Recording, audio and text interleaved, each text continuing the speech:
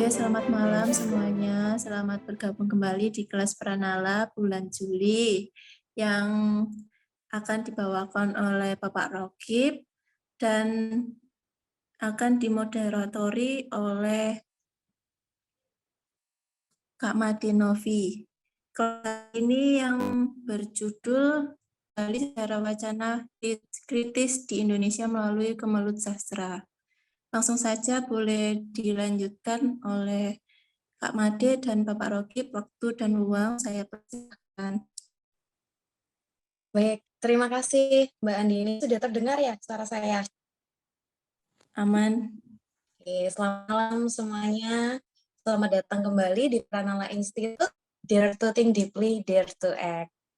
Oke, perkenalkan, nama saya Madinovi, selaku moderator diskusi malam hari ini. Kami mengucapkan terima kasih kepada teman-teman yang sudah bergabung di sesi berbagi malam ini. Nah, kalau biasanya setiap minggu kita rutin mengadakan kelas diskusi spesial, bulan ini Pranala Institute mengadakan satu kelas sesi berbagi. Mengapa begitu? Ya, karena hari ini spesial sekali, karena Pranala Institute malam ini akan meluncurkan website kami, Pranala Institute dan .org maksud saya, Pranala Institute dan .org. Jadi selama beberapa bulan kita berprogres, ada kelas, akhirnya kami secara officially malam ini akan meluncurkan website kita. Jadi merupakan sebuah progres yang luar biasa untuk teman-teman Pranala Institute. Nah, untuk perkenalan Pranala institute.org nanti website kita akan dilakukan oleh ada teman-teman tim redaksi dari Pranala Institute, ada Mas Rauf, Mas Dimas, Mbak Andini, dan kawan-kawan yang lainnya. Jadi nanti setelah sesi berbagi dilakukan, teman-teman jangan meninggalkan forum terlebih dahulu karena setelah sesi ini kami ada agenda spesial pengenalan website hari ini. Oke, teman-teman, tema sesi berbagi kita malam ini adalah meninjau kembali wacana kritis di Indonesia melalui Kemelut Sastra. Sudah hadir di tengah-tengah kita ada Bapak M. Rokib SS MA. Beliau adalah mahasiswa Goethe Universität Frankfurt, Jerman. Betul ya Pak pronounce-nya Pak? Betul. Pernah menjadi peneliti tamu di Institute of Literary Studies Nicolaus Copernicus University, Torun, Polandia. Oke, saya sapa terlebih dahulu. Selamat malam, Pak Selamat Rokib. malam, Mbak Novi. Saya manggilnya Mbak Novi, bukan Pak Made ya. Mbak Novi. Mbak Novi, oke. Terima kasih Pak Rokib sudah berkenan berbagi bersama kami di Pranala Institute. Oke, teman-teman. Berbagai argumentasi menunjukkan bahwa wacana estetika terhadap kelahiran kesusastraan Indonesia memiliki berbagai ketimpangan. Dan di dalamnya pula ada usaha penyingkiran atas keragaman estetika yang ada sebagai upaya politis dan ideologis memberikan tanda kutip satu kuasa terhadap wacana dan fenomena pada perkembangan berikutnya. Berdasar hal yang saya sampaikan tadi, malam ini Pak Rokib akan membagikan perspektifnya kepada teman-teman di Pranala Institute tentang membongkar konstruksi sejarah wacana kritis, terutama pada estetika dan fokus bagaimana wacana kritis tersebut terbentuk melalui kesusastraan dan bagaimana penyebarannya. Pak Rokib nanti juga akan memaparkan tentang polemik sastra. Tidak perlu berlama lagi, kepada Pak Rokib kami persilahkan. Terima kasih Mbak Novi ya. Kalau cowok itu beli. Nah, kalau cewek itu apa, Pak? Berarti. Kalau cewek mbok, bahasa Bali, Pak. Mbok Novi. Kalau di Jawa kan mbok artinya ibu. Ini bukan ya? Ini ya. Ya, betul. Terima kasih Mbak Novi dan juga Mbok Novi.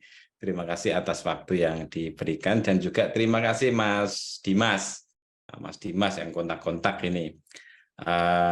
Juga yang lainnya teman-teman yang sudah hadir di sini. Terima kasih atas kehadirannya, partisipasinya, terus ketertarikannya untuk ikut kelas kelas berbagi atau sesi berbagi, bukan kelas ya, tapi sesi berbagi oleh Pranala Institute ya.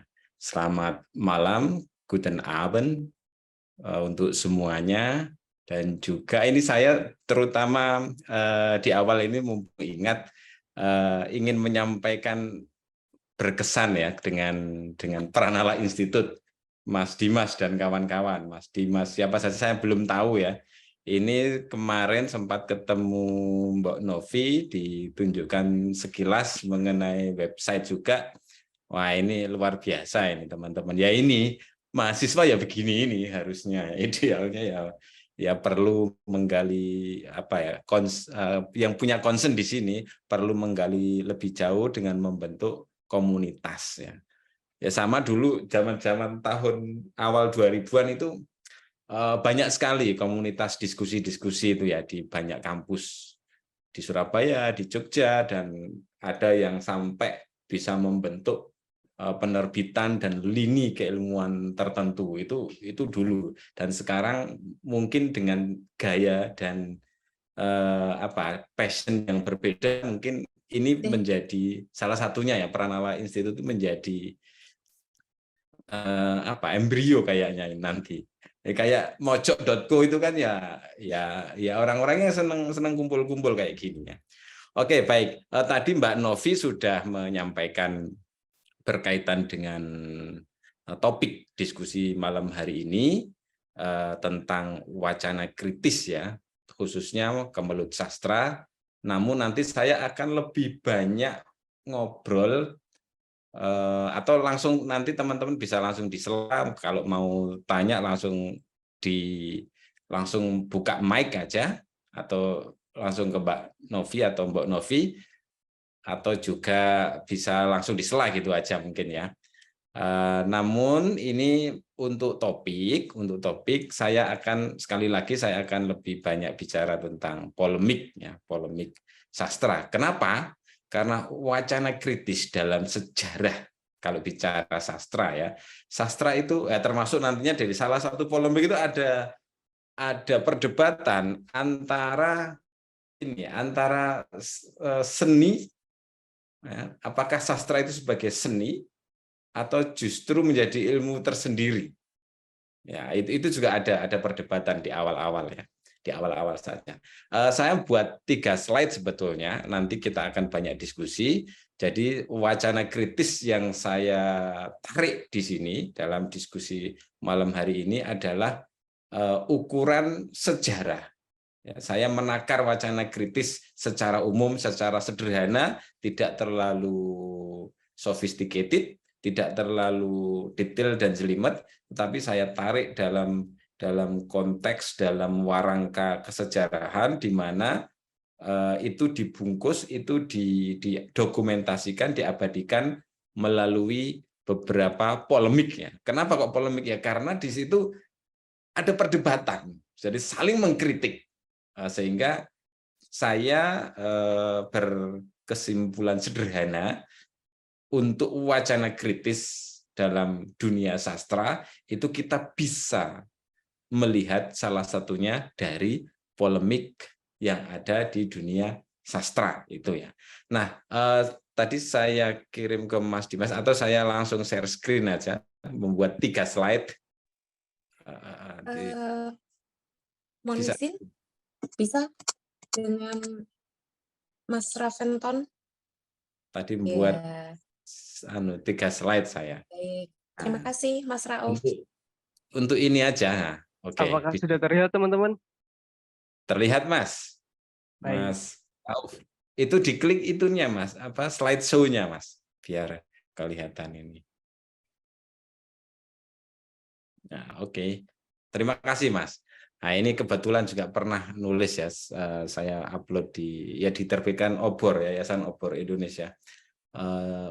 Bab buku itu bisa dibaca di linknya itu. Nah, kenapa kok polemik menjadi salah satu dari wacana kritis yang terekam. Karena memang dalam dunia sastra, perdebatan yang benar-benar punya resonansi gaung itu polemik ya, polemik. Diawali kalau di dalam konteks Indonesia ya, sebelum Indonesia terbentuk, maksudnya sebelum nama Indonesia itu resmi hadir, resmi kita merdeka, itu sudah ada polemik itu mengenai kebudayaan. Jadi sebelum ada Indonesia secara resmi, kebudayaan kita itu sudah didiskusikan. Sudah diskusi lebih dulu. Tapi belum ada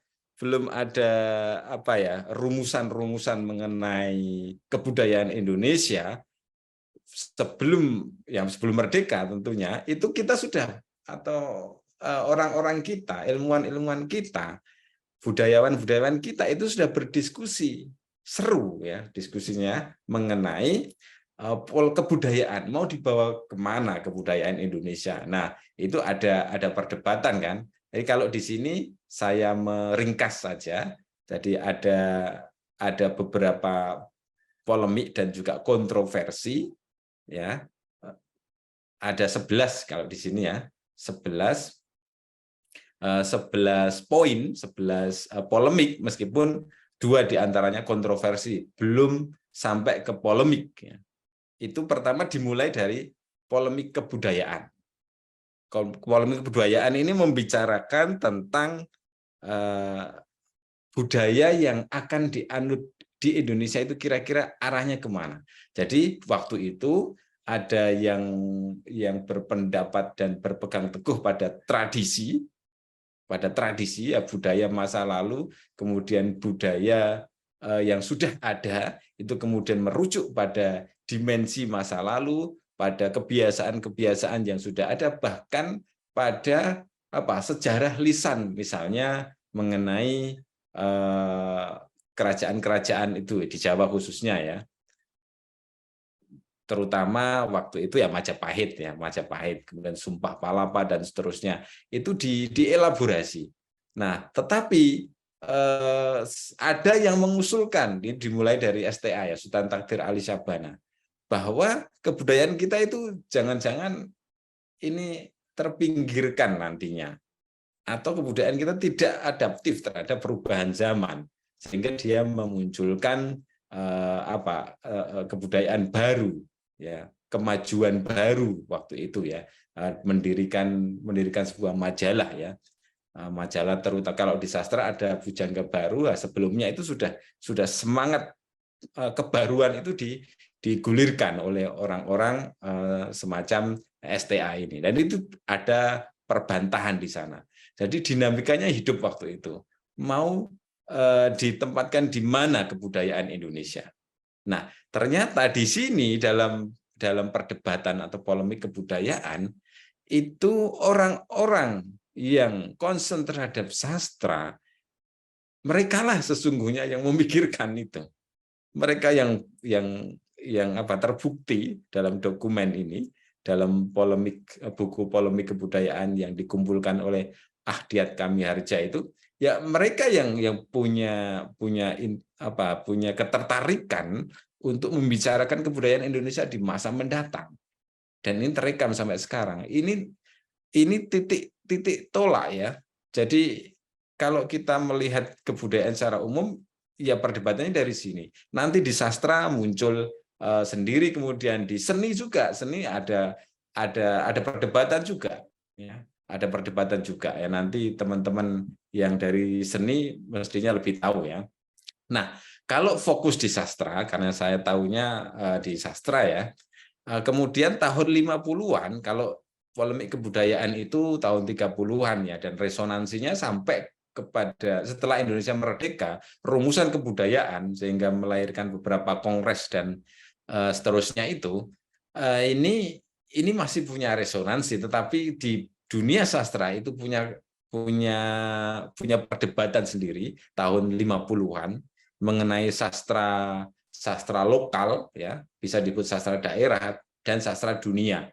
Nah, ini perdebatan apakah sastra Indonesia, H.B. Yasin yang menulis itu ya, salah satunya, sastra Indonesia sebagai warga dari sastra dunia. Kalau sastra dunia itu gagasannya ini world literature atau world literature itu gagasannya Johann Wolfgang von Goethe, ya kampus saya, nama kampus saya. Itu yang menggagas world literature itu atau sastra dunia.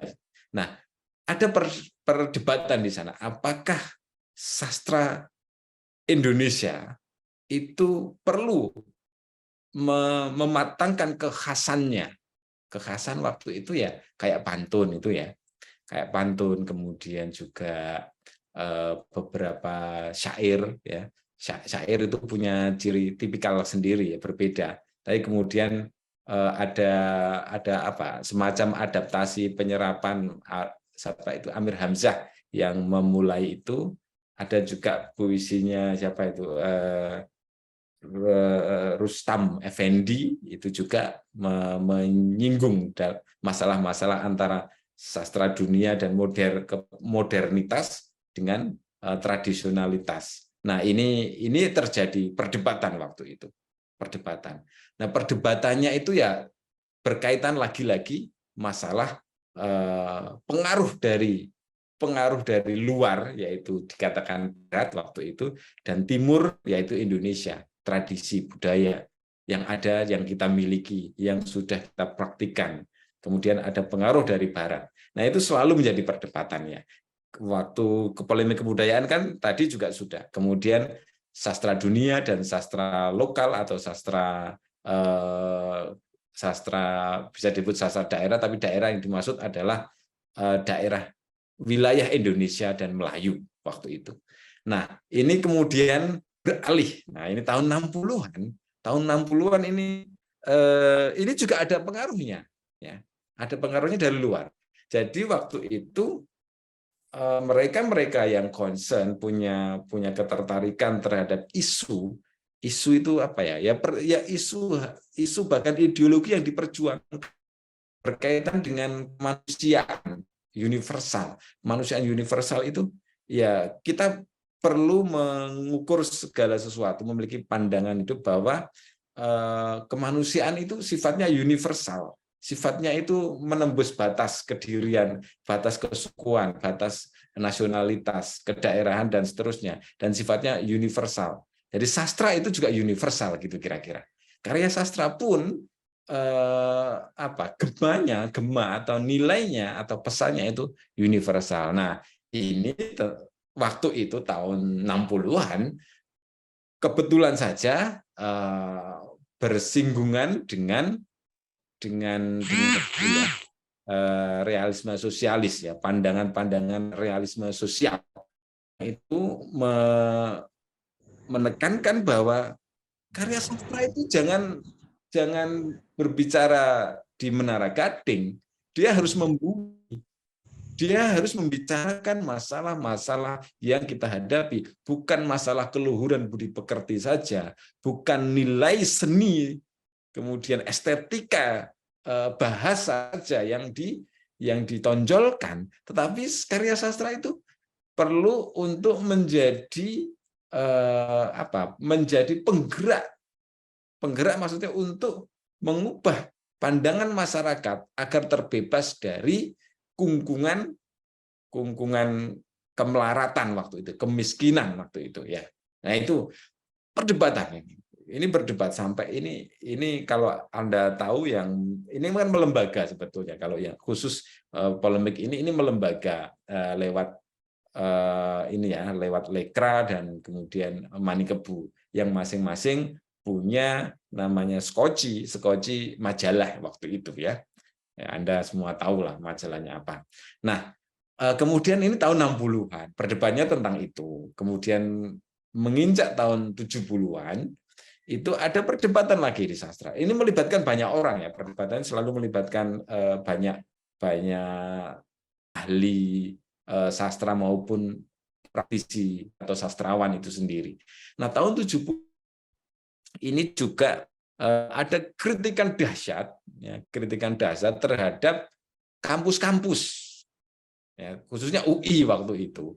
UI dengan caranya yang menganalisis karya sastra melalui kritik sastra akademik yang dilakukan di kampus-kampus kita saat ini, itu dikritik bahwa idealnya karya sastra itu tidak seharusnya selalu atau melulu dianalisis, dipahami melalui seperangkat kaidah yang sangat kaku seperti yang dilakukan oleh metode-metode yang digambarkan secara ilmiah, tetapi mestinya itu lebih reflektif. Apa pesannya? Itu diarahkan refleksi, kira-kira itu. Ya, ini polemik tahun 70-an. Lalu kemudian ini saya bicara sejarah ya. Kemudian ini tidak berakhir, lanjut ternyata karena orang-orangnya juga sama. Jadi berlanjut tahun 80-an itu meledak namanya polemik sastra kontekstual. Ini mengkritik termasuk di dalamnya waktu itu, jadi waktu kumpul-kumpul di sebuah seminar atau semacam seminar ya, ada banyak tokoh di sini yang memprakarsai, kalau tidak salah itu ya Arief Budiman, ya, punya murid namanya Ariel Heryanto, Profesor Ariel Heryanto yang di Australia sekarang.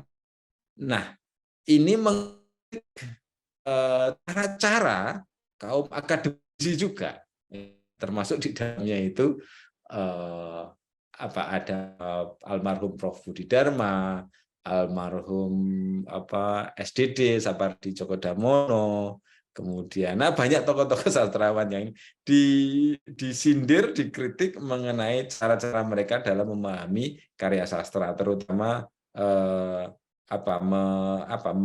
menganalisis lewat ini ya, lewat nilai seninya itu, lewat nilai artistiknya, kebahasaan dan yang menyelingkupinya, tetapi tidak membicarakan hal yang sifatnya itu konteks itu ya kejadian. Ini agak mirip dengan realisme sosialis, tetapi saya nggak berani mengatakan secara jelas seperti itu. Yang bisa kita pahami kontekstual di sini itu adalah konteks sosial. Jadi ketika karya sastra itu menulis tentang A, mestinya itu dipahami dalam konteks itu, ya, konteks hari itu, kapanpun nulisnya, kira-kira begitu. Nah ini polemik ini masih sebetulnya sebagian masih membicarakannya, tapi ini tahun 90-an dengan dipengaruhi oleh kondisi geopolitik, kemudian juga kondisi kondisi sosial politik di Indonesia. Nah, tahun 90-an itu ada namanya perdebatan, tidak muncul cukup jelas waktu itu ya. Itu ada polemik tentang sastra pedalaman dan sastra pusat. Dari kritiknya itu karya sastra di Indonesia itu didominasi oleh orang-orang pusat, orang-orang yang ada di Jakarta.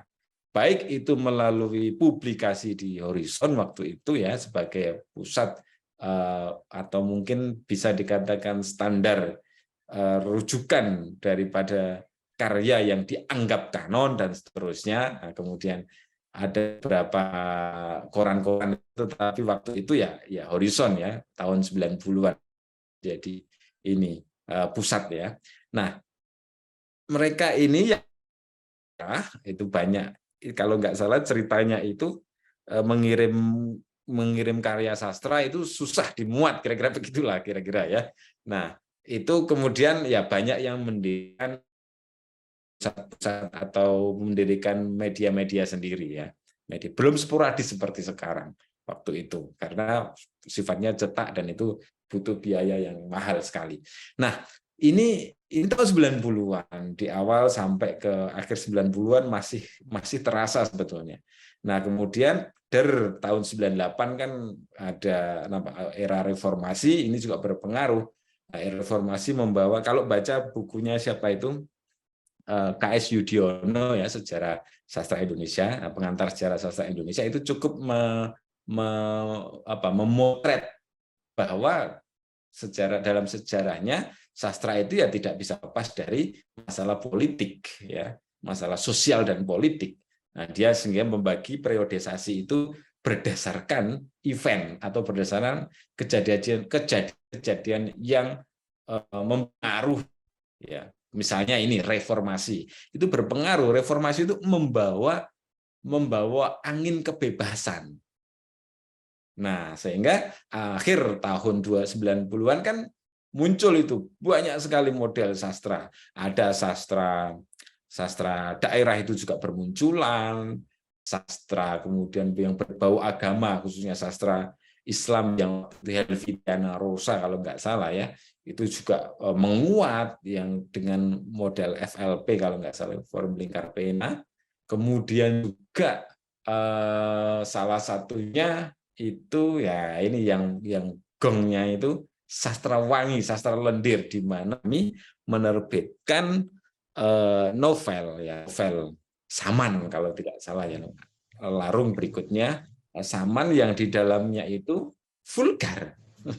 Ya, di dalamnya itu menggunakan diksi-diksi yang dikatakan tahun-tahun sebelumnya, era-era sebelumnya, dekade sebelumnya itu nggak berani ngomong vulgar, masa katakanlah menyebut alat kelam, menggambarkan kelam dan seterusnya, kecuali sastra yang waktu itu ditulis oleh Freddy S. itu memang sastra pop yang waktu itu dikatakan tidak masuk di sini ya, tidak dihitung karena dikatakan sastra porno, kira-kira begitu. Nah, ini Ayu Utami ini nampaknya dengan keberaniannya itu membawa angin baru bagi penulisan atau gaya penulisan novel ya, yang dimana diksi-diksinya itu ya biasa membicarakan misalnya ini ditindih sampai untuk menyembunyikan itu namanya alat atau kelamin perempuan misalnya, nah dan seterusnya. Nah, ini bersamaan dengan itu sebetulnya ada juga polemik waktu itu yang dari sisi kanonik itu tidak dibicarakan, tetapi rame.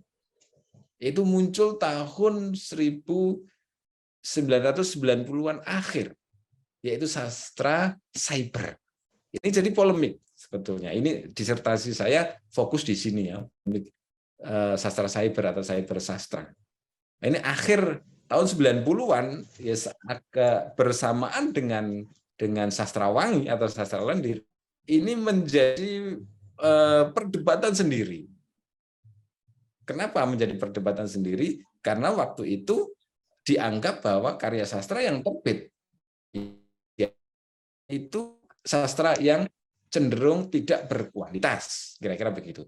Kenapa? Malah Ahmadun Yosi Hervanda itu dulunya redaktur sastra di Republika menyebutnya itu ya sastra sampah karena karya-karya yang dimuat di laman cyber sastra. Ya, dulu mereka punya majalah online namanya Cyber Sastra, terbit akhir awalnya itu bukan Cyber Sastra, tetapi awalnya itu milis Yahoo Group, kemudian ini berevolusi ke Taman Sastra yang nyantol websitenya di Geocities, kemudian ini juga berevolusi lagi menjadi cybersastra.net waktu itu, terbit sekira 2000 sampai 2005 saja, tapi banyak sekali karya-karya yang diterbitkan dan itu dianggap oleh Ahmadun Yosi Hervanda sebagai sastra sampah.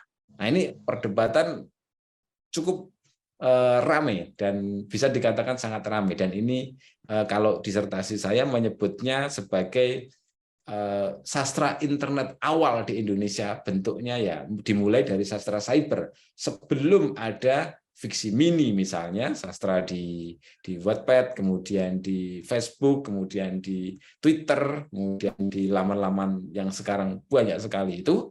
Nah, ini perkembangan awalnya, sejarah sastra internet awalnya itu ini ya, sastra cyber itu akhir 90-an sampai awal 2000-an. Nah, meloncat tahun 2005-an sampai 2010 itu sepertinya tidak ada isu-isu yang menarik waktu itu, kayak periode dekade 2000 sampai 2010 itu seperti kosong, tetapi polemik sastra cyber masih menggema di situ.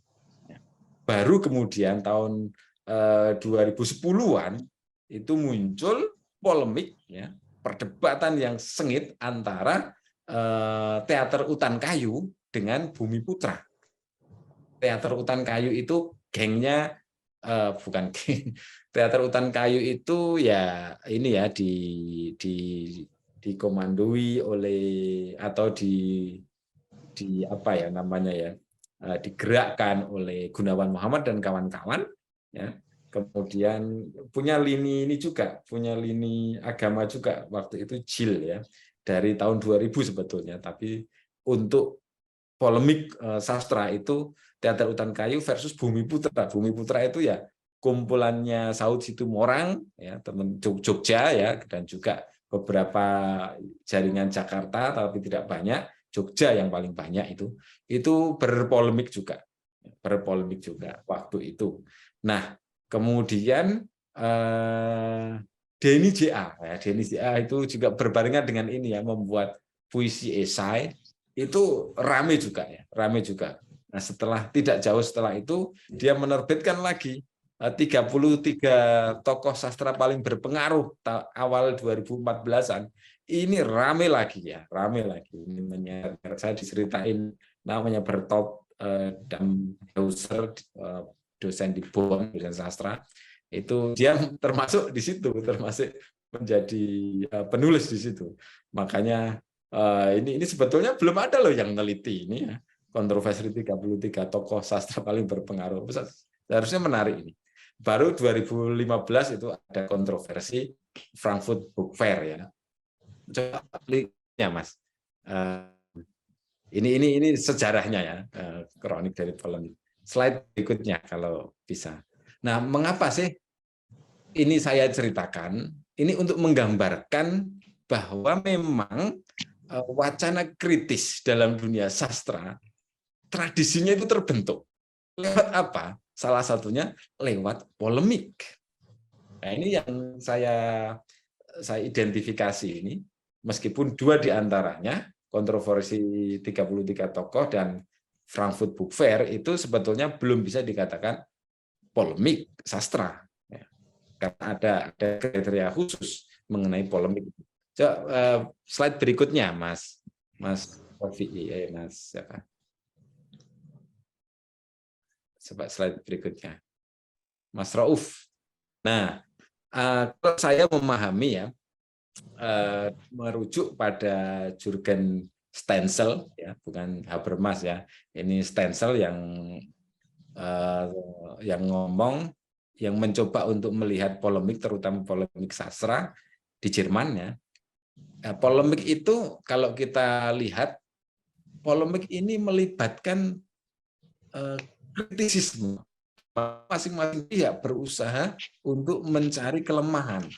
Meskipun tidak ada kritisisme di situ.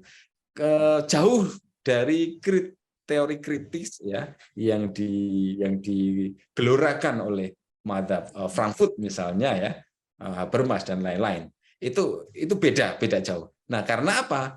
Polemik itu dia mengatakan itu perang kata antara subjek dengan objek yang itu memakai senjatanya namanya tema ya, di hadapan publik sastra. Ini saya nerjemahkan itu dari bahasa Jerman, tak muat di blog tahun 2 tahun yang lalu mungkin ya. Nah, dia ini anunya, skemanya dia ya, enak dipahami memang. Polemik itu pertama subjek. Dalam polemik itu ada subjeknya. Nah, kemudian ada yang diserang, itu jadi objek. Tapi ini bisa bergantian, posisinya bisa bertukar posisi. Kalau objek yang balik menyerang, dia bisa sebagai subjek dan subjek sebagai objek. Tetapi untuk menyerang itu dia menggunakan senjata yang namanya tema. Ya, tema itu misalnya polemik cybersastra ya bicara tentang internet, medium internet atau cyber itu sendiri, bahwa itu tidak berkualitas misalnya, bahwa itu tanpa seleksi dan seterusnya. Nah, ini tidak lengkap ya. Tentunya ini polemik itu berhadapan atau berlangsung di depan instan. Instan itu ya namanya publik atau pembaca. Nah, itu secara konseptual begitu ya. Nah, bagaimana dengan beberapa sastra yang saya bicarakan tadi, yang sudah kita lihat tadi? Yang sudah kita lihat tadi itu memenuhi kriteria ini, karena di sana polemik itu bahkan ya tidak perlu, kalau kita kecenderungannya di Indonesia, di sastra Indonesia, polemiknya itu melibatkan banyak orang, selalu begitu. Tetapi kalau dalam konsep polemik menurut Stenzel ini, model Stenzel ini dipakai oleh siapa ya, kok lupa saya namanya, itu untuk menganalisis polemik antara Batur dengan siapa lagi, Belanda di Belanda, untuk mereka itu dua ilmuwan sastra, ilmuwan bukan sastrawan ya, dua ilmuwan sastra masing-masing mengklaim bahwa mereka yang paling ahli tentang Multatuli. Nah, ini berseteru, berpolemik ya, itu dianalisis oleh tahun 2010 kalau nggak salah terbit ininya, menggunakan teori ini Stenzel. Nah, kira-kira polemik itu sahaminya seperti ini ya. Jadi kalau misalnya kontroversi book fair itu memang iya, tetapi di situ belum tampak. Nah, ada namanya nanti ya. Kita coba lanjut di slide terakhir. Slide terakhir. Nggak banyak-banyak, nanti bisa diskusi ya. Nah, di implikasi. Tapi sebelum implikasi, saya setuju bahwa sifat ini temuan dalam disertasi memang. Polemik itu ya sifatnya, karakternya itu saling berbalas. Kalau misalnya Mbok Novi dengan Mas Dimas berdua eker-ekeran. Misalnya Mbok Novi nyerang Mas Dimas menyerang. Itu belum bisa dikatakan polemik. Tetapi polemik di sini harus dilihat dari, kalau misalnya sudah memenuhi, ada imbal balik, ada saling membalas, saling menyerang. Minimal Mbok Novi menyerang Mas Dimas menyerang balik Mbok Novi menyerang lagi, Mas Dimas menyerang. Nah, minimal 2 putaran kira-kira. Ya, kalau sederhananya saya sederhanakan aja. Itu sudah bisa dikatakan polemik karena di situ ada nilai resonansi di situ. Nah, biasanya polemik itu kecenderungannya itu debat kusir, kata si J.J. Kusni ya. Saya nggak tahu J.J. Kusni, tapi di dalam perdebatan di forum sastranya Cybersastra, J.J. Kusni ini menyebut debat kusir sepertinya benar, bahwa sebetulnya yang diperdebatkan intinya itu nggak kena, tetapi luaran-luarannya yang diperdebatkan. Bahkan polemik itu, kata Stenzel juga, dia menyerang hal yang tidak sesungguhnya tidak pada inti. Tapi menyerang karakter karyanya, tapi bukan isi dari karyanya. Menyerang karakter si yang berpolemik itu sendiri. Jadi tidak pada inti. Nah, itu debat kusir, sehingga saling menyerang tidak pada intinya. Kira-kira begitu. Ya, dari ramainya polemik cybersastra itu, yang masuk pada inti persoalan itu ya tidak ya, dia menganalisis dengan baik, langsung mengena pada inti, bukti-bukti, kemudian siapa lagi, Muhammad Al-Fayyad itu juga lumayan melihat pada inti persoalan, meskipun kecenderungannya berbeda dua orang itu ya. Ada Fayyad lebih cenderung pro terhadap cyber sastra, lebih kritik, ya, dan seterusnya. Nah, tapi yang lain-lain itu hal-hal yang di luar, bahkan debat kusir, debat. Nah, itu sifatnya. Nah, implikasinya apa? Terakhir ini ya. Implikasi dari polemik yang ada di dunia sastra, ini saya melihatnya polemik itu rekaman. Rekaman dari apa? Ini rekaman atas arus kesastraan. Zaman cyber sastra, ada yang melihat cyber itu sebagai perubahan medium yang membawa gaya baru penulisan karena lebih bebas dan terbuka. Nah, itu ada seperti itu. Perwujudannya adalah misalnya itu penerbitan CD puisi lupa saya. Puisi cyber misalnya. Yang itu di dalamnya kata-kata itu bisa melayang-layang dan berganti, kira-kira itu. Bisa mengubah diri, mengubah posisinya kata-kata itu. Dan juga ada gambar-gambar, ya, puisi gambar yang bisa diklik misalnya. Ini ada yang kesana, ada yang arus yang memahaminya. Ini arus baru dan perwujudannya seperti itu. Kalau kita lihat lagi di polemik sebelumnya tadi ya, dari polemik kebudayaan, apalagi polemik antara humanisme universal dengan realisme sosialis, ini tampak ada arus kuat di situ yang lebih kepada ideologi. Nah, perwujudannya macam-macam dalam karya sastra mereka. Nah, dan juga ini bisa dipahami rekaman atas aliran. Ya, aliran. Kalau seni misalnya ada dadaisme dan seterusnya, ya. Aliran-aliran abstrak, saya nggak tahu ya, mungkin semacam itu. Nah, di sastra itu juga ini polemik itu menunjukkan rekaman atas arus, perwujudan, dan aliran. Ya. Kalau dalam sastra Indonesia untuk memotret zamannya. Nah, itu. Dan ini penting sesungguhnya dalam konteks sejarah sastra Indonesia. Dan ini nyaris luput, tidak banyak yang melihatnya. Misalnya saja, saya kan hanya fokus sastra cyber. Ada kontroversi tadi yang saya pernah berdiskusi panjang itu dengan Bertolt Damhauser dan juga dengan profesor, dan juga pernah berdebat dengan Ulrich Kratz, ya, penulis sumber terpilih sastra Indonesia itu, ya, kebetulan satu alma mater ya, sudah 90 hampir 100 tahun Prof. Ulrich Kratz ini. Nah, itu penting untuk melihat arus perwujudan dan aliran sastra. Ini bahasa saya ya, arus rekaman, ya, polemik itu ya rekaman atas arus perwujudan dan aliran sastra. Nah, itu mengimplikasikan apa lagi? Itu memotret bagaimana pada saat itu, pada zaman tersebut, di mana polemik itu meledak, itu ada perebutan pengaruh antar pihak yang memiliki tujuan-tujuan tertentu, ya.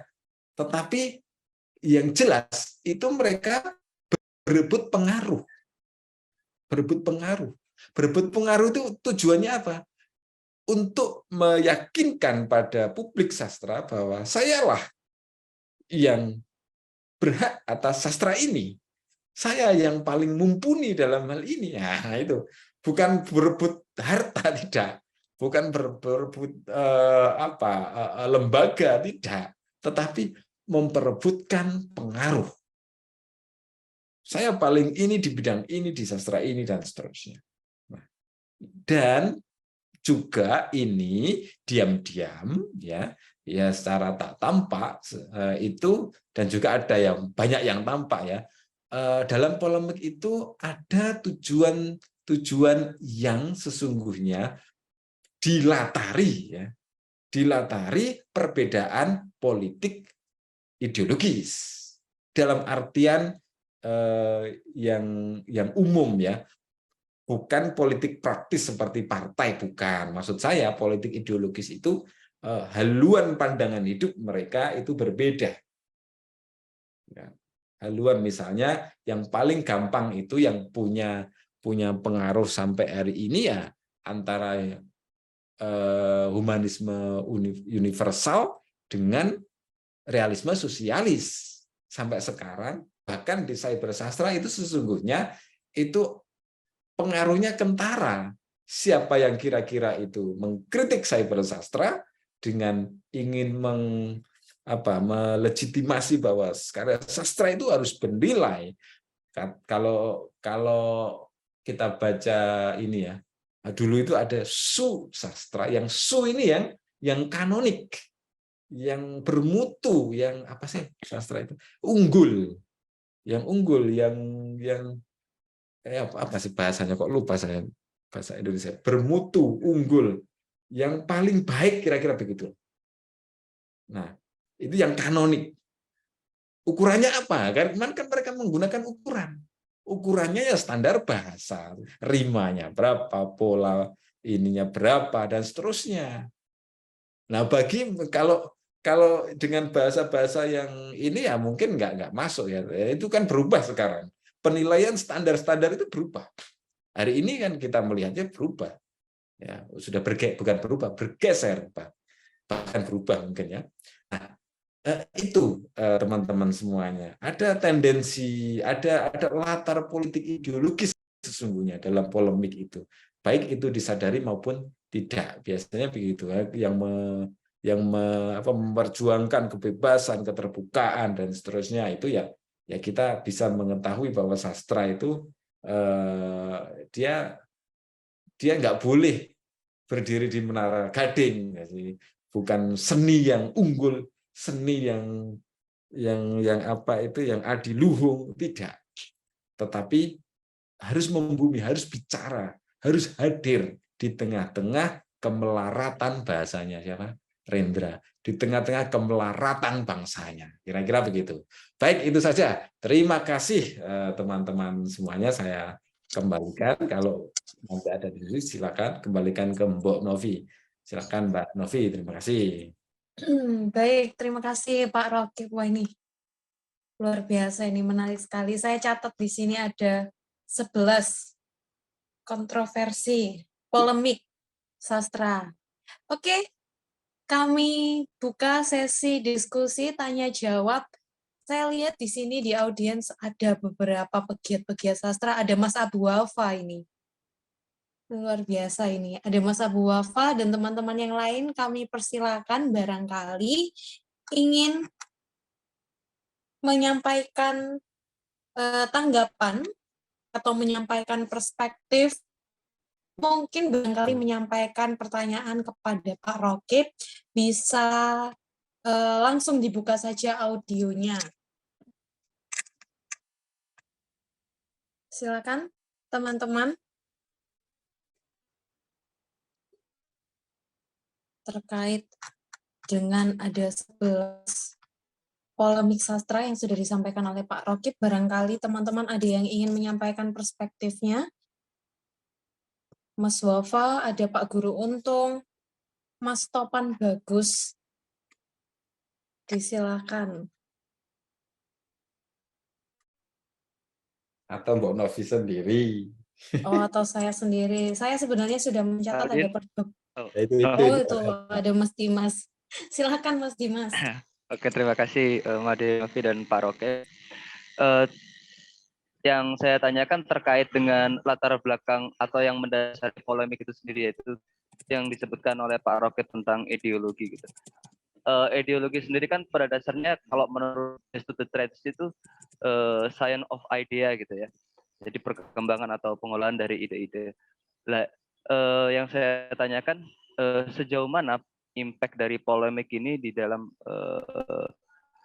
atau di tengah-tengah bahasa di masyarakat kita gitu.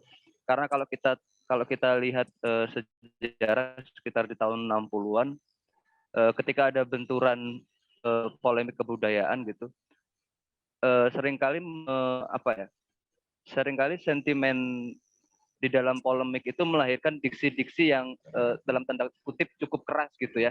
Apalagi itu juga didistribusikan oleh lembaga atau kelompok-kelompok yang berpolemik melalui media massa yang notabene dibaca oleh masyarakat luas gitu.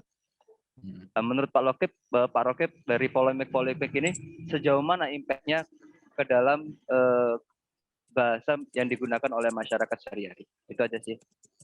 Terima kasih Pak Rokib. Terima kasih Mas Dimas. Langsung. Oke, silakan. Oke. Terima kasih Mas Dimas.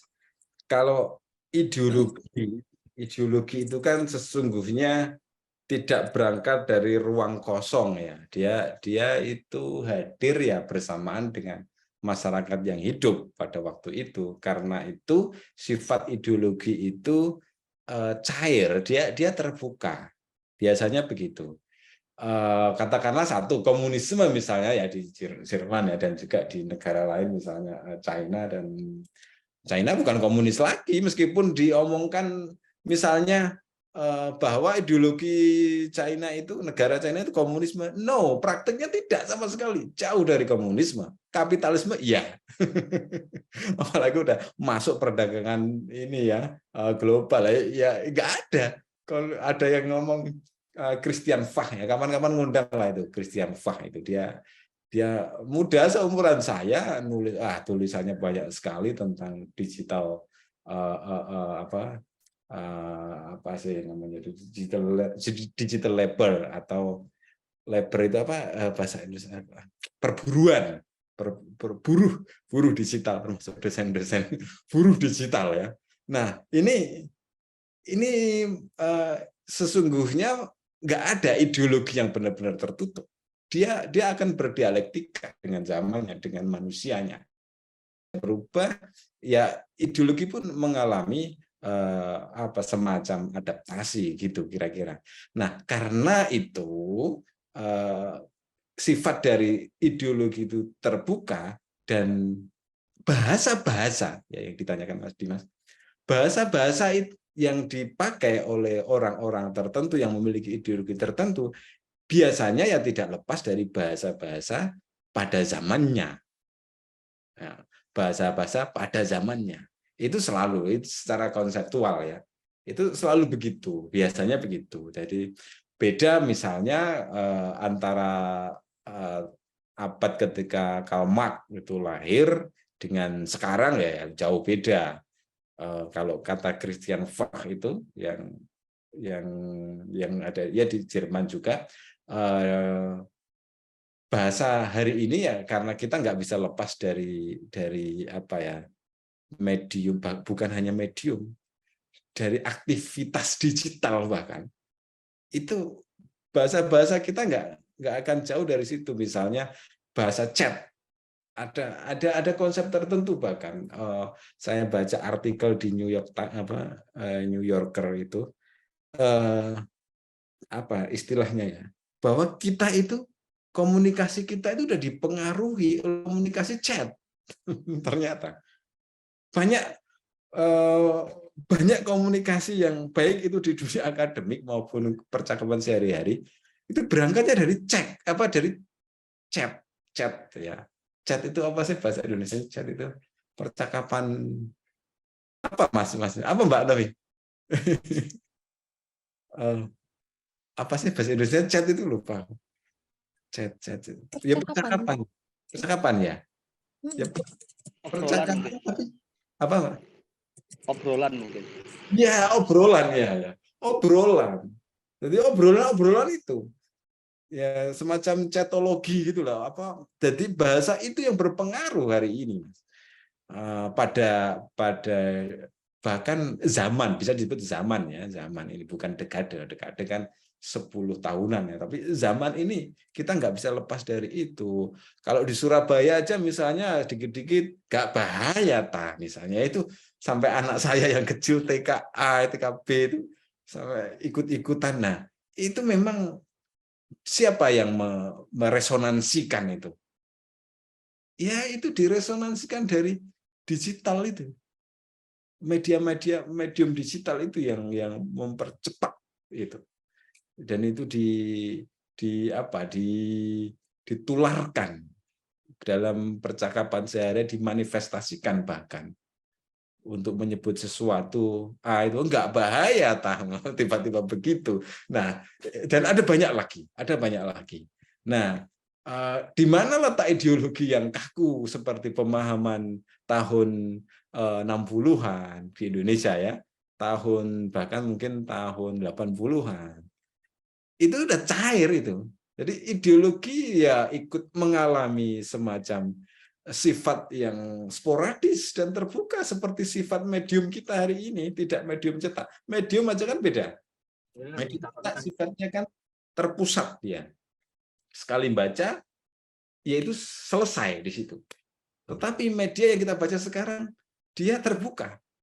Jadi misalnya ada artikel tertentu kita baca, ini masih bisa ditarik lalu diterbitkan lagi atau dikomentari di bawahnya, kolom komentar.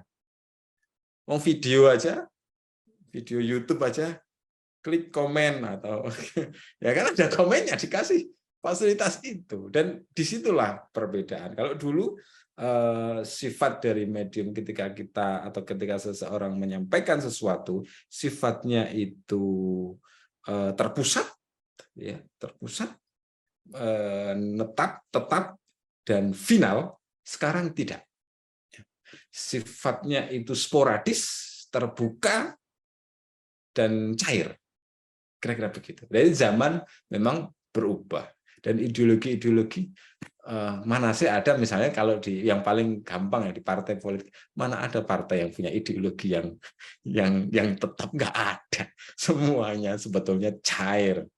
Nggak ada yang tetap, meskipun ada satu partai yang mengklaim ini begini dan begitu, tetapi prakteknya nggak bisa. Prakteknya jauh dari itu bahkan. Ya begitu kira-kira. Dan itulah semangat zaman yang perlu kita pahami, model atau sifatnya itu lebih terbuka dan sporadis. Persis seperti komentar-komentar tertentu ya. Sifatnya terbuka dan sporadis. Begitu kira-kira, Mas Dimas, itu yang saya ketahui. Baik, Rokib, ini ada pertanyaan dari Mas Wafa, dan ini pertanyaannya sama seperti yang ada di catatan saya. Berarti ini pertanyaan dari Mas Wafa, untuk fenomena sastra akhir-akhir ini cenderung berpolemik yang bagaimana? Ini pertanyaan dari Mas Wafa dan saya. Oke, kalau akhir-akhir ini batasannya apa? Katakanlah 10 tahun terakhir misalnya ya. 10 tahun terakhir tidak banyak, ya vakum, bisa dikatakan vakum. Martin Suryajaya itu juga ngomong bahwa mulai polemik itu terakhir ya polemik cybersastra, kata dia. Sampai dia menulis tulisannya di websitenya sendiri itu, tahun berapa ya ditulis itu, 2015 atau mungkin 2018-an, belum ada polemik yang menonjol sampai hari ini. Polemik ya, bukan kontroversi ya, polemiknya. Nah, kalau kontroversi ya katakanlah Frankfurt Book Fair itu cukup cukup menggaung, dan juga kapan lalu ada polemik kontroversi, saya lupa tentang apa itu, tapi sifatnya lebih, katakanlah Saud sampai di penjara itu ya, itu lebih ke kontroversi terhadap nilaian lini sastra tertentu, unsur tertentu, tetapi bukan polemik mengenai sastra itu sendiri. Ya, itu bahkan sama Saud sama Fatin Hamama itu kan lebih ke personal ya, lebih ke personal bahkan, dan itu tidak ada saling membalas yang sampai terekam, nggak ada, tidak ada berbalas opini ya, berbalas opini yang itu cukup pertempurannya itu 2 babak bahkan 2 babak. Nah, itu kira-kira Mbak Novi ya. Kalau hari ini belum tampak ada polemik yang signifikan diukur dari kriteria saya ya. Kalau Anda nanti kalau pakai kriteria sendiri dengan landasan sendiri atau landasan yang mungkin bisa dipertanggungjawabkan ya sah-sah saja mungkin.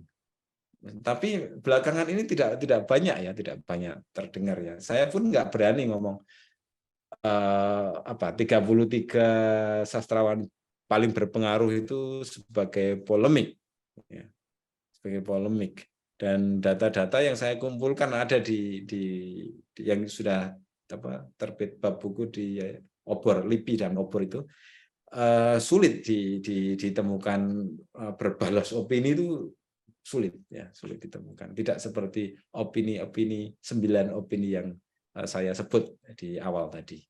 Itu saya sejauh yang saya ketahui. Untuk belakangan ini belum ada. Jangan lupa polemik itu menunjukkan dinamika ya, dan bahkan polemik itu energi sesungguhnya ya. Polemik itu energi. Tanpa polemik ya kita kayak adem ayem gitu sastra. Coba nanti ada polemik tertentu itu menggugah orang untuk membaca sastra, kemudian menggugah orang untuk mencari-cari tahu sehingga ikut berpendapat, ikut terlibat dalam polemik. Nah, itu energi polemik itu. Energi. Ya sastra Indonesia ya adem ayem ya. Ya, tapi sekarang memang sporadis ya sifatnya. Mungkin perlu diangkat isu tertentu yang viral ya, yang viral kemudian itu ditanggapi secara bersambung, kira-kira begitu. Nah, bisa jadi nanti misalnya Mas Dimas atau Mbak Novi ngomong kritik tapi tidak ditulis, dibicarakan, disampaikan secara visual gitu, ngomong bahwa katakanlah saut itu begini misalnya ya, paling cepat ngomong tentang saut nanti pasti ramai itu. Saut begini misalnya, atau siapa Gunawan Muhammad itu begini ya, wah pasti ramai deh itu. Atau ngomong Maman Mahayan itu begini gitu. Jadi sampaikan dalam shot atau apa itu reel ya, reel atau shot itu sampaikan. Nah, itu rame itu nanti. Saya ingat waktu itu draft saya kan dibaca almarhum Prof. Budi ya tahun 2019 waktu itu. Wah, Prof. Budi itu minta banyak dokumen karena dia tertarik. Wah, ini kapan ini bisa didiskusikan kayak gitu kan. Sering chatan waktu sebelum meninggal itu. Sering berkabar beliau almarhum Prof. Budi itu. Dan saya nggak berani nulis. Sebenarnya ada yang mau saya tulis. Jadi ada pendapatnya yang bagus itu bahwa kritik sastra di Indonesia dan bahkan karya-karya sastra di Indonesia, karya sepintas lalu itu ada di esainya itu terbit kalau nggak salah ya di bukunya sumber terpilihnya Ulrich Kratz itu ada ya, judulnya Sastra Sepintas Lalu. Itu cerminan bahwa karya sastra Indonesia, kritik-kritiknya itu seolah-olah memang iya, saya pikir-pikir, jadi yang nulis ini pokoknya nulis gitu aja. Saya baca lagi banyak kritik sastra, pokoknya nulis saja. Saya nggak nyebut skripsi ya, enggak saya sebut kok. Tapi kebanyakan pokoknya jadi tulisan dan itu ini kritik Pak Prof. Budi almarhum loh ya. Dan saya membaca beberapa, misalnya ini yang DKJ itu kan ngadakan lomba kritik sastra tahunan, ya. Satu yang kumpulan ini yang menang itu yang saya miliki itu yang ada Martin Suryajaya itu memasak nasi goreng tanpa nasi itu ya. Ya itu lumayan itu ya. Beberapa berikutnya Atau judulnya salah ya? Kayaknya gitu, sebentar. Memasak nasi goreng tanpa nasi kalau nggak salah itu. Jadi masak apa nggak tahu ya. Tapi yang jelas saya ingat Prof. Budi Dharma itu ngomong sastra sepintas lalu, bahwa karya sastra, cerpen, kemudian puisi itu belum sulit, bukan belum sulit, sulit menemukan karya yang memang itu dihasilkan dari perenungan yang tidak sepintas lalu menurut almarhum Prof. Budi. Kalau Sapardi Djoko Damono tahun 80 sudah menulis Hujan Bulan Juni, dan hari ini baru mulai populer, itu dan ruhnya itu kena, dan itu memang lama, itu proses kreatifnya itu lama dan tidak sepintas lalu, sehingga ruhnya itu juga terus hidup, gitu. Ruhnya itu hidup. Dan ada lagi miliknya Jokpin itu, mengapa cinta itu harus disertai dengan jatuh misalnya ya, jatuh cinta itu kan, kenapa kok harus ada jatuh di situ, fall in love, kenapa harus fall, kenapa harus jatuh ya, karena memang orang ketika mau dan punya cinta, dia harus siap untuk jatuh, itu kan sakit ya mestinya ya, kecuali jatuh di kasur, tapi secara umum jatuh itu kan menimbulkan implikasi sakit, dan ketika orang mencintai, dia harus berani untuk sakit. Makanya ada frasa jatuh cinta, bukan sekedar cinta tapi jatuh cinta, bersedia berani untuk sakit, kira-kira begitu, karena ada jatuhnya itu. Oke, itu Mbak Novi dan kawan-kawan. Sama tadi Mas Wafa. Wafa. Ini ada tambahan pertanyaan dari Mas Wafa. Apakah memungkinkan bahwa polemik itu diarahkan atau dispekulasikan oleh sekelompok orang menuju ke arah tertentu atau untuk kecenderungan tertentu? Apakah memungkinkan? Biasanya justru memang begitu. Biasanya. Jadi kalau kita lihat katakanlah pada era polemik kebudayaan itu kan, iya Pikachu, iya ya. Kalau waktu itu polemik kebudayaan itu kan jelas pemikiran satu orang memang ya, dan dia sangat mungkin ingin meneguhkan diri dan siap berpolemik, maksud STA ya, Sultan Takdir Ali Sabana. Dia memang berani berdiri sendiri mengkritik bahwa budaya atau kebudayaan Indonesia kalau misalnya itu harus gini-gini aja, berpacu pada tradisi yang dianggapnya itu tidak maju, maka kemandirian, kemajuan itu nggak akan didapatkan. Harus berpikir meniru Barat lah, kira-kira waktu itu ya, meniru Barat. Kita cukup kita perlu untuk meniru Barat, tetapi tidak semuanya, kira begitu waktu itu ya. Begitu juga dengan polemik berikutnya ya. Kadang itu ada yang disengaja itu ya sulit membuktikan disengaja atau tidak, tetapi sepertinya memang ada arah ke sana. Misalnya polemik humanisme universal misalnya, itu sama-sama berdiri pada posisinya masing-masing dan ingin menegaskan saya paling benar, saya paling layak, kami paling berpengaruh di sini, kami paling ini, kayak gitu. Sampai misalnya cyber sastra juga ya mirip-mirip ya.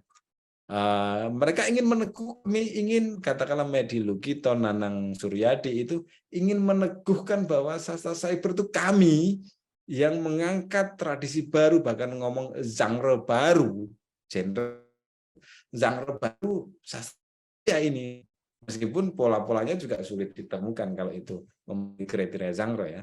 Nah, itu kira-kira ya mereka bisa jadi, dan memang sangat mungkin itu ditujukan untuk membuat ramai dan untuk semakin meneguhkan posisi dan juga bukan posisi, pengaruh, ya, pengaruh dari kelompok tertentu itu.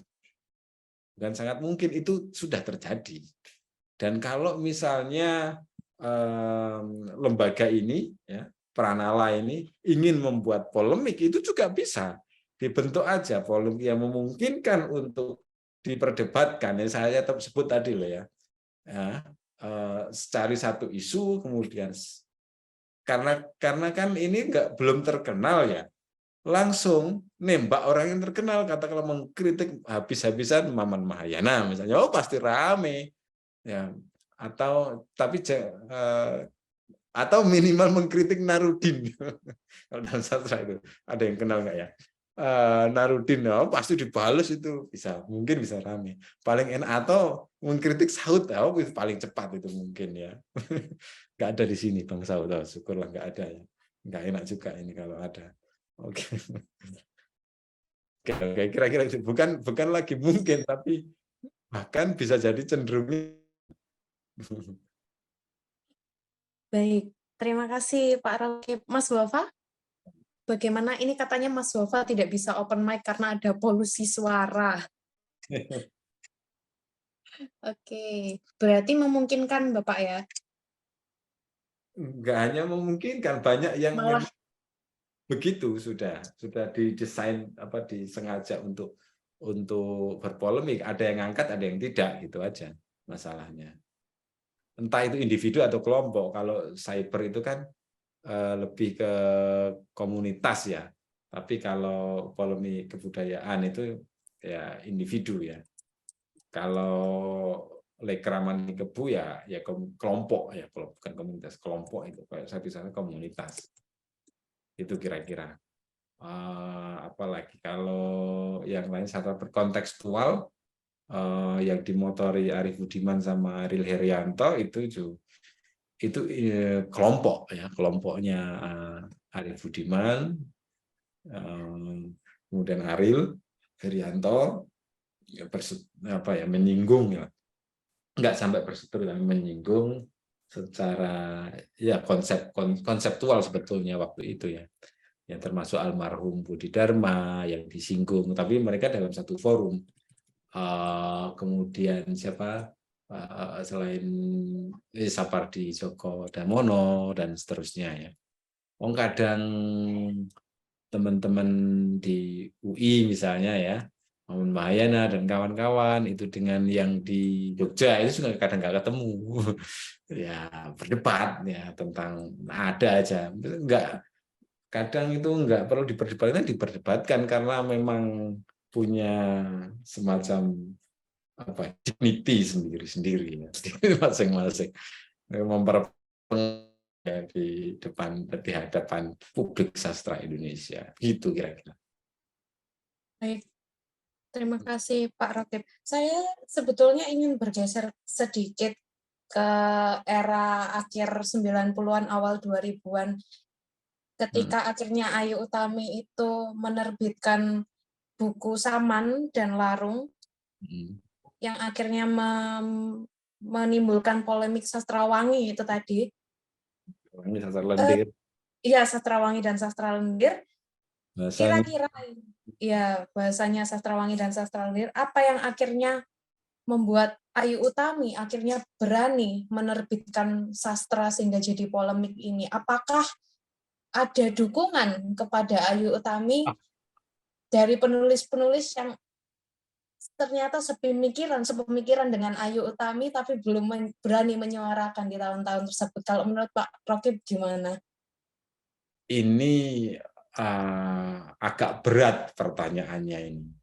Karena saya dapat informasi ketika meneliti cyber sastra juga ya, kan ya itu satu zaman ya, ya banyak cerita-cerita tentang itu Ayu Utami, dan saya nggak tahu mana yang benar mana yang salah karena memang proses kreatifnya itu juga banyak yang mempertanyakan kan waktu itu.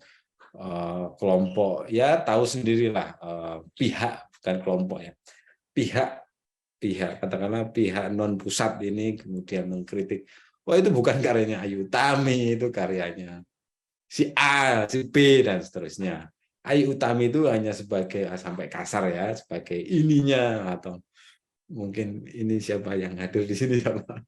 Saya kalau terus terang ya, aman ya Mas Dimas ya, ya lontenya si ini ya, misalnya begitu ya. Ya saya diceritain dengan bahasa yang vulgar.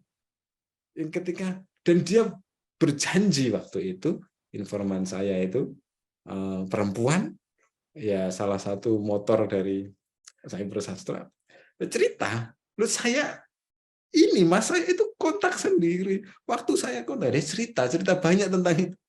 Itu benar Mas katanya. Ya memang semua orang meragukan itu karyanya Ayu Utami, itu karyanya bukan Ayu Utami, ya. Dan seterusnya. Saya nggak tahu persis ya, karena nggak punya bukti-bukti. Ya nanti gibah, mungkin apa ya, ngerasanya ya kan repot, karena nggak punya bukti ya nggak berani. Kalau dari cerita-cerita ya begitu, dari cerita-cerita ya, kalau ya bukti saya ya cerita-cerita itu, getok tulang atau cerita-cerita lisan ya, sejarah lisan itu yang berkembang. Tapi kan bukti-buktinya kan kita nggak ada yang punya kan ya. Atau mungkin datangkan aja Ayu Utami, kita analisis karakter tulisannya bagaimana, kita padankan, itu kan juga bisa. Kalau saya pakai analisis komputasional mudah melihat itu ya, pakai Python.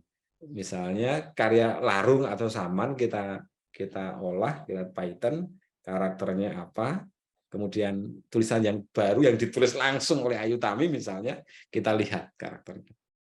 Mesti kalau misalnya ada perbedaan bisa ditebak itu. Bisa ditebak, bisa ditengarah, kira-kira begitu. Oh, ada Tengara itu, ada website majalah khusus kritik sastra miliknya DKJ itu kalau nggak salah namanya Tengara, kalau ada yang mau nulis ya, nulis kritik sastra. Tengara, saya belum pernah nulis ya. Ya. Tengara. Oke, itu Mbak Novi. Ya, yang kalau mau ngobrol. Saya mau nanggapi bisa. Wow. Silakan Mas Topan. Ya, halo Pak Rogep, salam kenal. Saya Topan Bagus Permadi, temannya Mas Dimas dan Mas Wafa. Ya, semua yang ada di sini. Karena saya lebih cenderung ke sejarah seni ya. Jadi tadi ada beberapa siklus yang mirip, terutama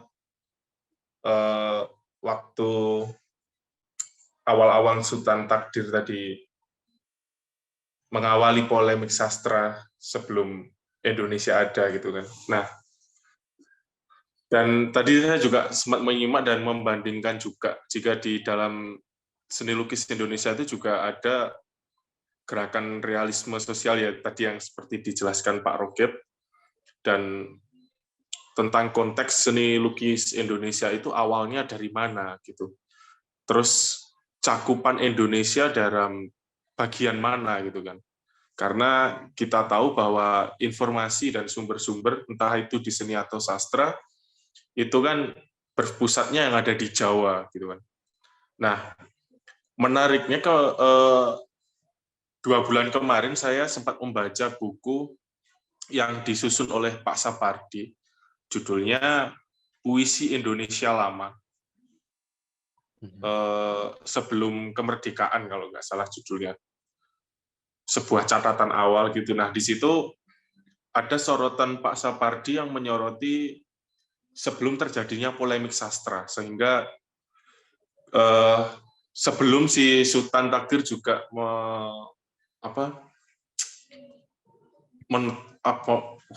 gimana ya bahasanya, bukan menetapkan, tapi lebih ngomongin tentang konteks keindonesiaan gitu tadi loh. Punya arus Indonesia sendiri gitu. Nah, di situ Pak Sapardi menyoroti adanya majalah-majalah Melayu, terutama yang terbit di Sumatera, dan yang di Jawa itu yang beliau soroti adalah majalah Biang Lala kalau nggak salah namanya.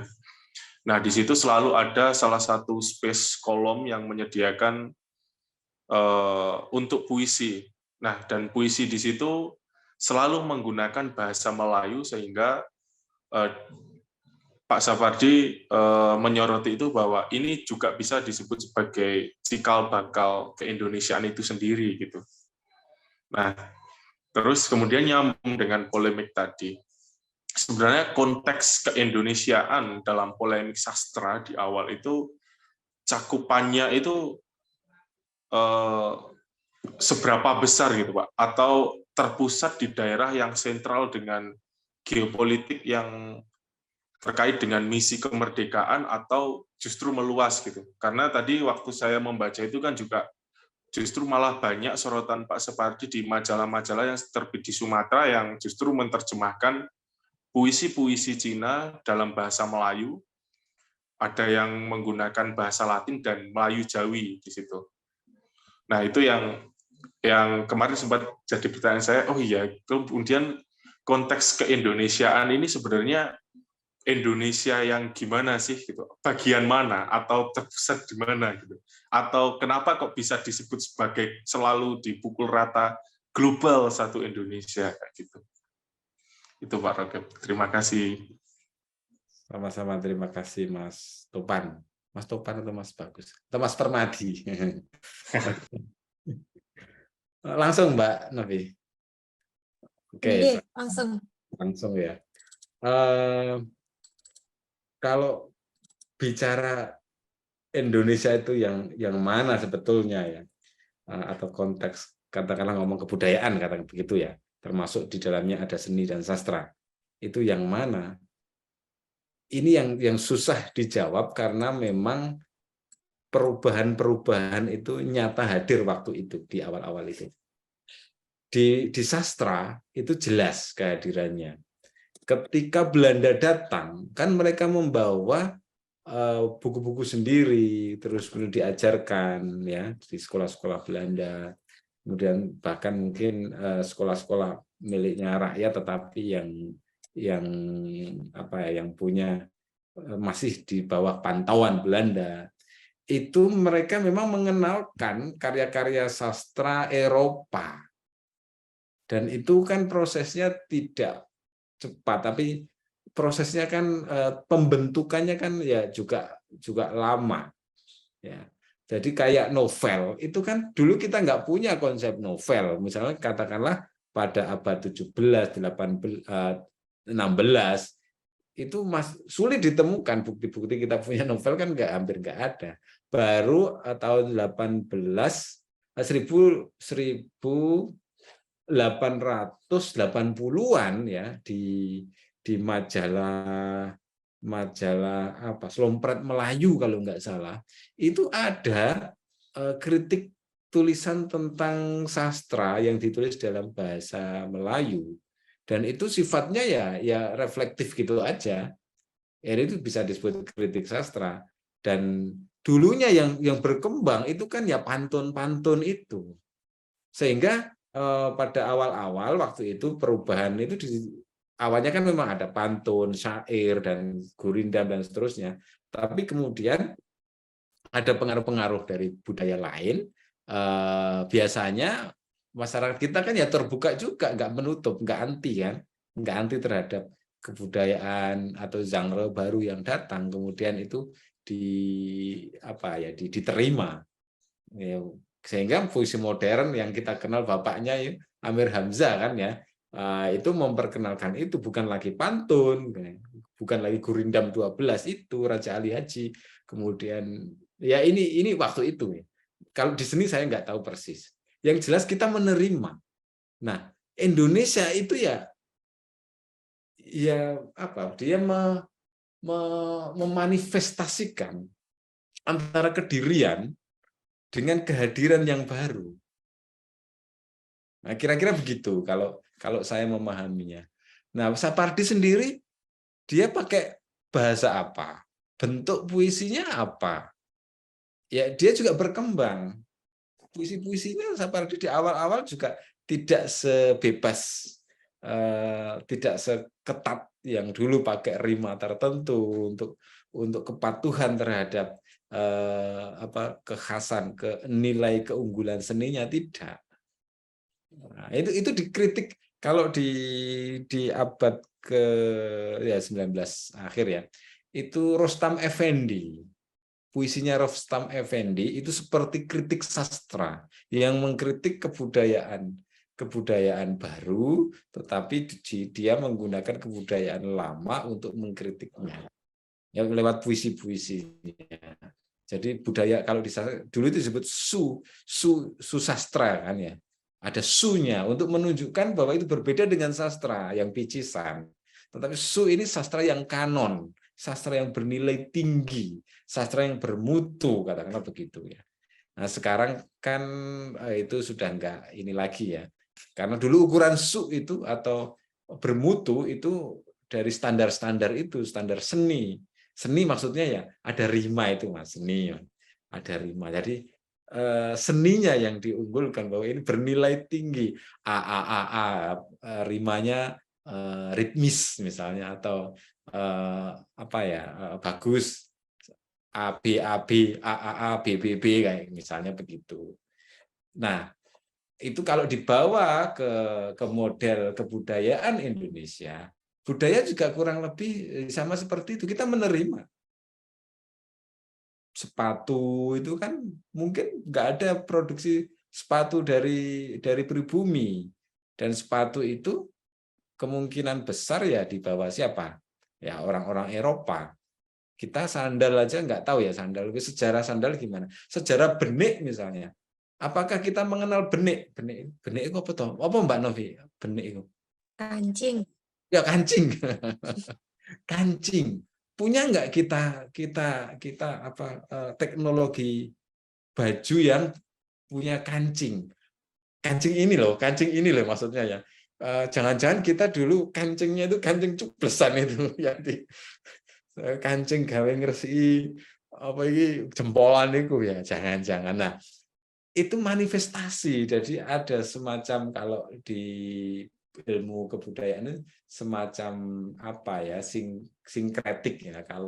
Kalau Benedict Anderson itu ngomongnya ya ada semacam ini pola yang itu sifatnya sinkretik mungkin ya, sinkretik atau mengadaptasi dari hal yang kemudian datang atau hal yang di luar dirinya kemudian dimanifestasikan menjadi bagian dari dirinya. Ya Indonesia juga seperti itu. Kita sekarang juga begitu kira-kira. Apalagi sekarang keterbukaannya kan ya mudah sekali, global, yang namanya dunia global, malah sekarang kita terlalu eksklusif menurut saya. Saya pernah itu jalan-jalan di Eropa, di Latvia berapa bulan itu, ditanya kan backpacker, sama-sama backpacker, kamu nanti setelah lulus kuliah mau kemana? Saya akan balik ke Indonesia mengajar mahasiswa dan mengajar rakyat Indonesia yang masih belajar tentang sastra. Kamu ini patriotik sekali. Dunia itu sudah berubah. Kita itu kewargaan global citizenship. Dunia itu satu. Satu ini ya kita berhak tinggal dimanapun. Jangan menutup diri. Ya kayak gitu. Jadi begitu, kalau kita pergaulannya sudah ini ya akan kayak dipandang itu kok masih sempit sekali gitu pandangannya. Ya tapi benar juga ya, tak pikir-pikir aku kok patriotik sekali ya, ngapain harus kembali ke Indonesia misalnya begitu. Tapi ya itu hal yang sifatnya itu sangat spiritual, maksudnya pribadi, sangat pribadi, spiritual itu pribadi maksud saya. Gitu kira-kira Mas Topan. Itu yang sedikit yang saya bisa ketahui, nggak tahu banyak ya tentang itu. Baik, terima kasih Pak Rokib. Mas Topan, gimana? Ada tanggapan lagi? Baik, oke, sip. Terima kasih. Kita masih ada waktu 15 menit untuk sesi diskusi. Sepertinya ini ada pertanyaan. Sudah ada Pak Guru Untung yang raise hand. Silakan Mas Untung. Saya ngambil charger sebentar aja. Oke, Pak Rokib.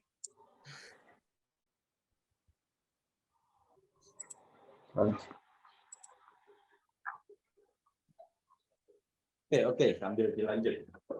Oke, monggo Mas Untung.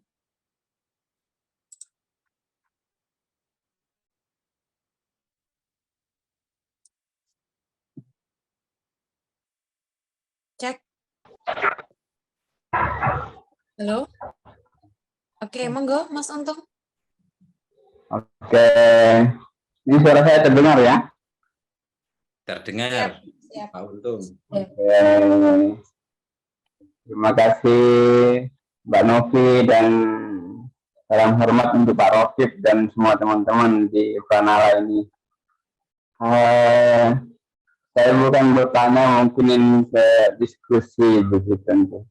Karena kalau dari tadi itu obrolannya kita banyak bicara tentang sastra dewasa begitu. Tidak pernah ada pembahasan mengenai bagaimana sastra anak begitu. Apakah memang tidak ada polemik ke sana atau memang tidak ada yang memperhatikan sastra anak ini? Padahal kalau kita bicara kehidupan, kita bukan hanya kehidupan orang dewasa, anak-anak pun juga memiliki kehidupan. Monggo pandangannya dari Pak Rokib bagaimana mengenai sastra anak, apalagi sekarang untuk media-media gitu yang menerima atau menguasai sastra anak sekarang mungkin sangat sedikit gitu. Kalau dulu sebelum-sebelumnya banyak media-media yang menguasai sastra anak. Bagaimana Pak Rokib? Terima kasih. Terima kasih Pak Guru Untung. Langsung Mbak Novi. Ya. Monggo, terkait sastra anak. Sastra anak ya. Iya. Ya, memang saya luput dari itu. Luput, maksudnya dalam polemik sastra anak tidak muncul atau belum dibicarakan ya, atau lebih tepatnya tidak banyak muncul ya memang. Kalau dalam beberapa polemik yang ada ya. Polemik lebih cenderung masalah-masalahnya itu memang ideologinya itu nyaris mungkin ya itu mungkin kekurangan dalam beberapa polemik yang sudah ada itu. Nah, tapi saya ingat tadi di awal kalau nggak salah tulisannya siapa ya? Tulisannya Tiu ya, Tiu itu mengawali definisi bahwa pentingnya sastra dalam kehidupan sehari-hari masyarakat Indonesia itu dengan sastra anak. Katanya itu gini, kalau nggak salah itu lagu Nina Bobo, ya Nina Bobo. Nah itu sesungguhnya itu adalah teks-teks sastra yang sudah diajarkan sejak dini. Dan anak-anak Indonesia itu mengenal sastra memang sejak dini, kata Theo kalau nggak salah itu. Seingat saya Theo kalau bukan siapa. Atau Theo atau saya lupa. Seingat saya Theo itu. Nah, di situ saya melihat malah justru fondasi pengenalan sastra itu dari dunia anak.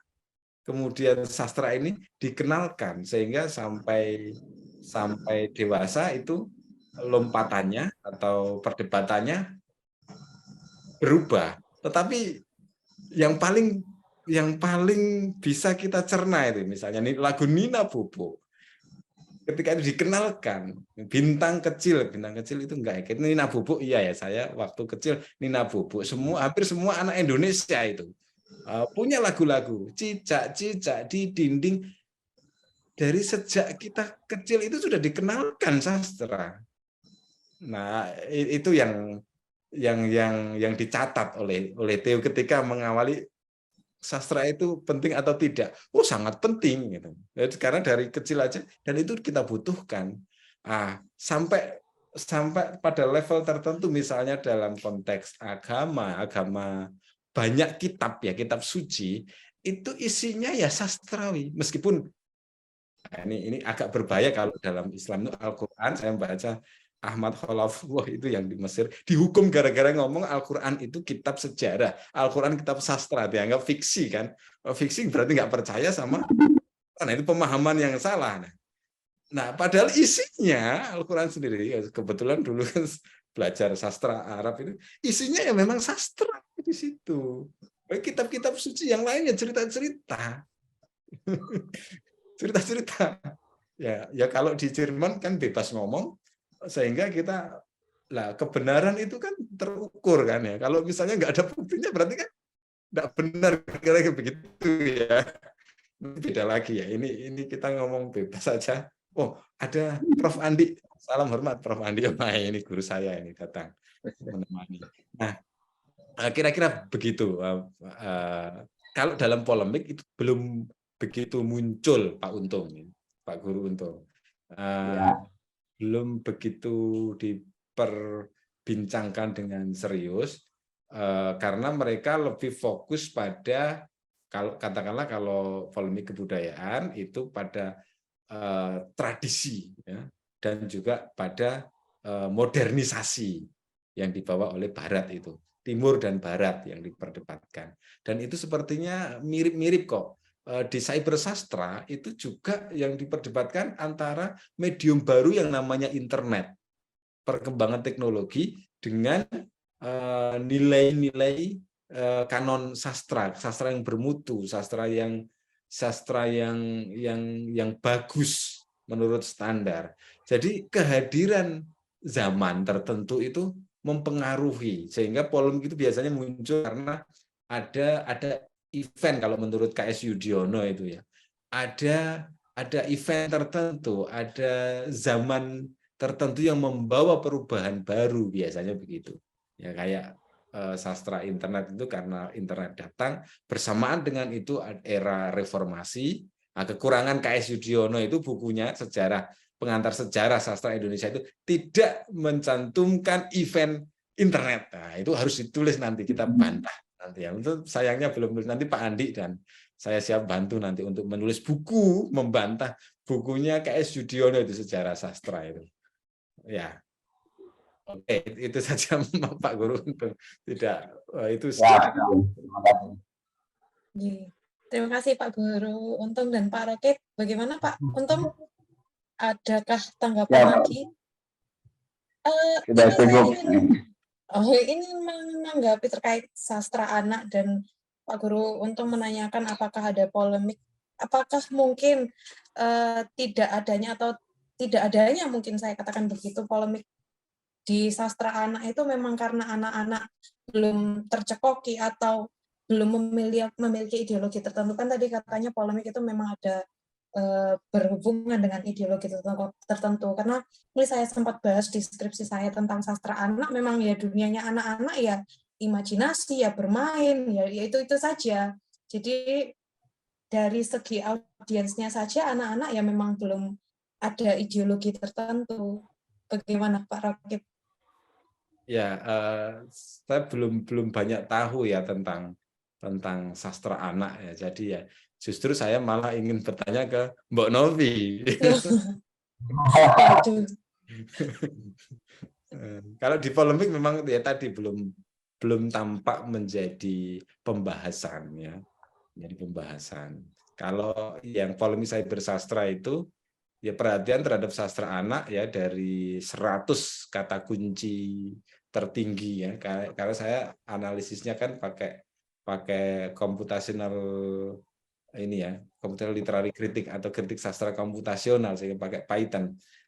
Itu belum muncul. Kalau di analisis itu kata-kata tentang anak itu hampir nggak ada, mungkin nomor 1000 sekian ya, atau bahkan 3000 sekian mungkin, bahkan 10.000 sekian. Jadi nggak muncul sama sekali itu dalam topik modeling yang saya pakai gitu.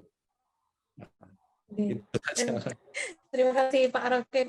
Saya mengucapkan selamat datang Pak Andi, Pak Andi Yulianto. Ini dosen analisis wacana saya dulu. Terima kasih. Sudah diperkenankan bergabung. Terima kasih Pak Andi. Ya, tadi ada kegiatan, ini langsung gabung. Ya. Selamat Pak Rokit, diskusinya menarik. Ya, dan teman-teman, sahabat-sahabat yang lain, saya lihat di daftar peserta sekitar 19-20 teman-teman ini antusias untuk mendengarkan dan berdiskusi. tentang meninjau ulang pemikiran-pemikiran kritis di kesusastraan. Dilanjut, Pak. Matur Pak Andi, mungkin satu pertanyaan lagi dari teman-teman. Kita masih ada waktu 5 menit lagi. Ada satu pertanyaan lagi. Silakan bagi teman-teman yang ingin menyampaikan pendapat, perspektif atau bertanya terkait dengan polemik sastra dan seputarnya. Disilakan bisa langsung membuka audio. Silakan.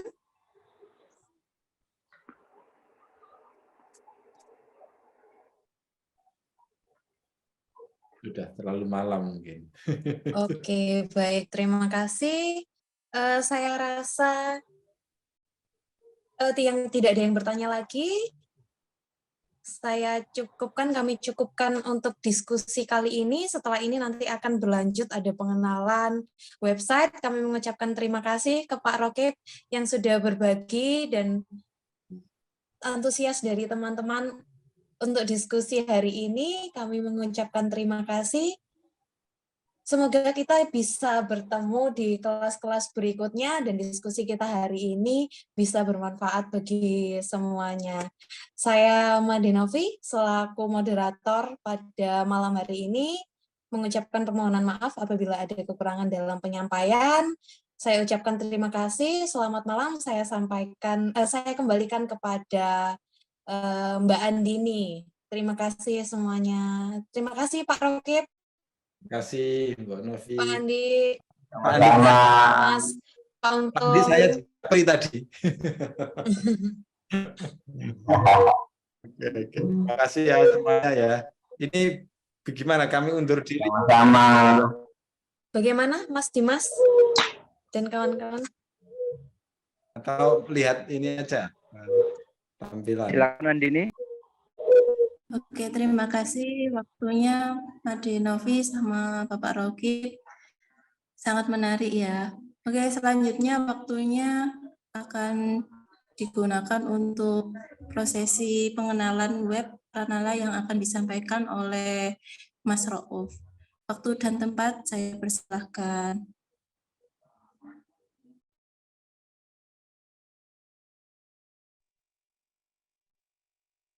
Oke, teman-teman udah kelihatan ya? Sudah, Oke, di sini kita akan melihat preview website dari Pranala Institute. Bisa diakses melalui pranalainstitute.org.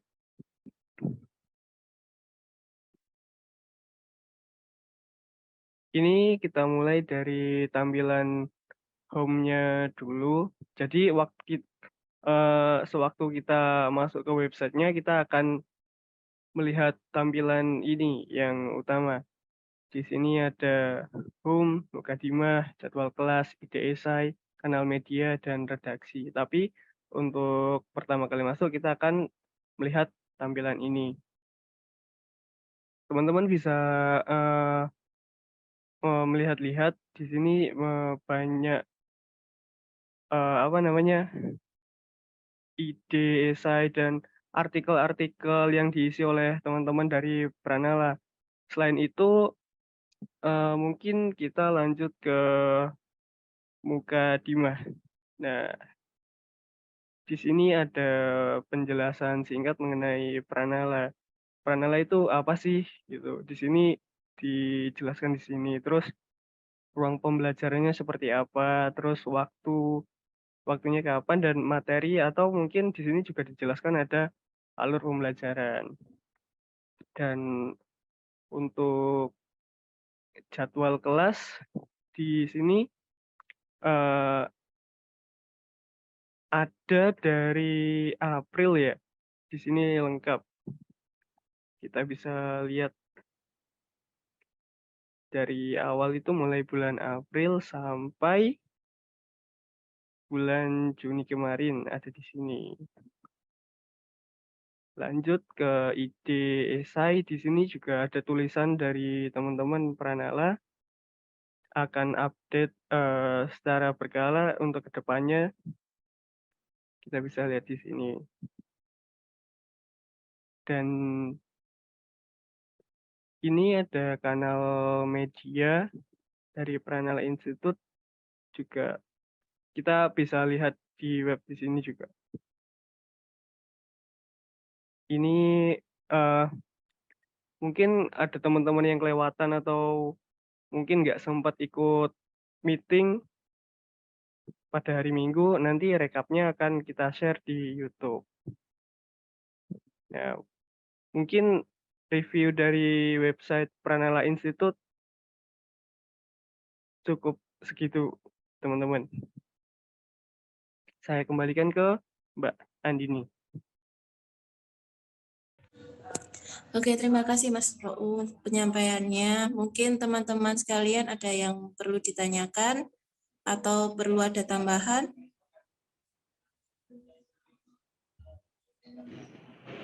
Mungkin sedikit tambahan, Andini. Silakan Mas Dimas.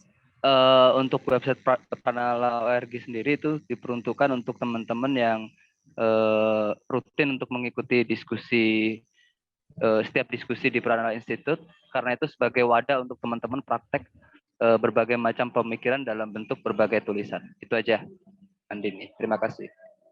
Oke, terima kasih Mas Dimas. Teman-teman, ada yang ditanyakan? Aman ya?